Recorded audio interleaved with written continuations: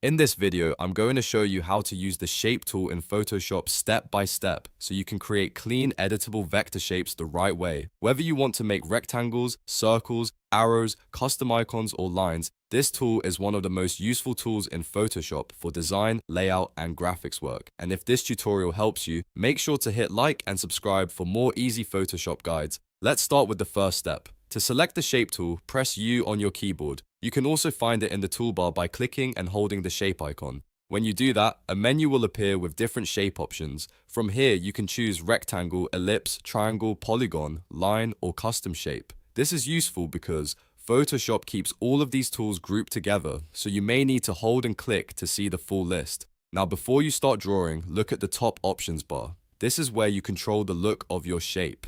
The fill option controls the inside color of the shape, the stroke option controls the border color around the shape, and the stroke width setting controls how thick that border will be. For the best workflow, it's a good idea to set these before you draw. That way your shape is created with the exact colors and border style you want from the beginning. Once your settings are ready, go to your canvas and click and drag to draw the shape. If you want to make a perfect square or a perfect circle, hold Shift while dragging. That keeps the proportions locked and gives you a clean, even shape. If you want to draw from the center outward instead of from one corner, hold Alt while dragging. And if you want both behaviors together, you can combine the shortcut keys depending on your workflow. After you've drawn the shape, you can still edit it easily because Photoshop shape layers are fully adjustable.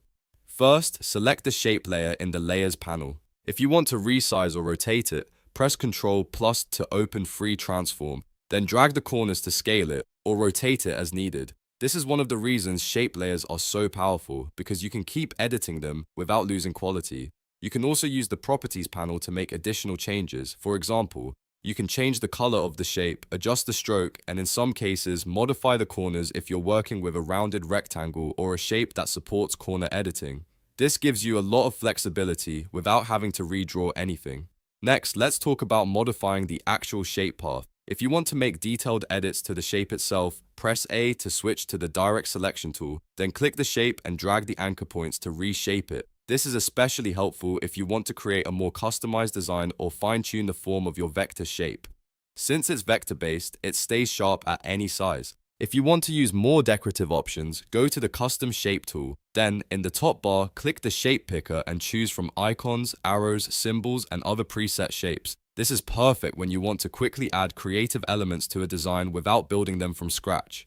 Now here is the most important setting to check before you begin. In the top options bar, make sure the mode is set to shape, not path or pixels. If it's set to path or pixels, it won't behave like a proper shape layer, and you may lose the benefits of easy color changes, resizing, and full vector editing. So always double check that setting first. So to quickly recap, press U to select the shape tool, choose your shape type, set the fill and stroke, draw on the canvas, use Shift and Alt for precision, and then edit it later with transform and path tools if needed.